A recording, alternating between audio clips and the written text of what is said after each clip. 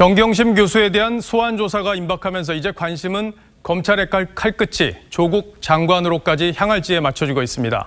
검찰은 가용 자원을 총동원해 수사에 속도를 내고 있죠. 그런데 이상한 건 지난주까지 검찰을 비난했던 청와대 그리고 여권이 갑자기 조용해진 겁니다. 뭔가 기류 변화가 있다고 하는데 물밑에서 무슨 일이 진행 중인 건지 오늘의 포커스는 조국 직접 수사를 둘러싼 검찰과 여권의 분위기에 맞췄습니다. 사람에 충성하지 않는다는 말은 뼛속까지 검사란 말을 듣는 윤석열 검찰총장의 트레이드마크입니다.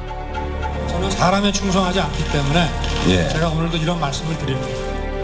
바로 이 말 때문에 여권에서는 배신하면 어쩌냐며 검찰총장 발탁에 반대하는 목소리가 많았습니다. 조국 장관도 다른 후보를 추천했던 것으로 알려졌죠.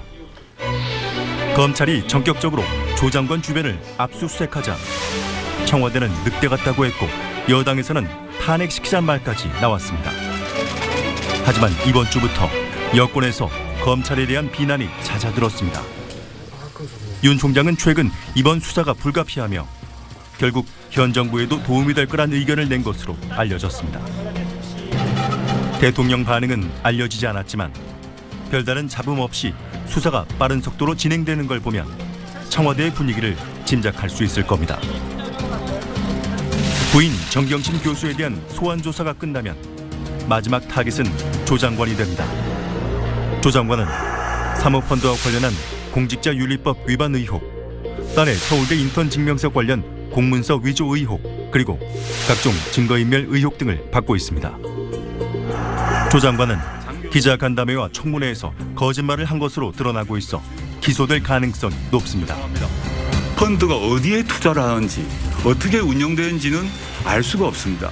조 장관이 기소된다면 확인된 불법이 없다고 한 문 대통령도 당장은 큰 타격을 받게 됩니다.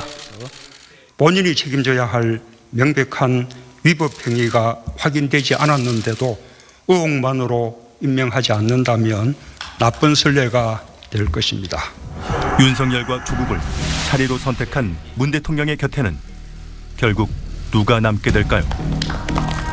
모든 건 수사 결과로 말한다는 윤 총장의 결단이 임박했습니다. 뉴스7 주말 포커스였습니다.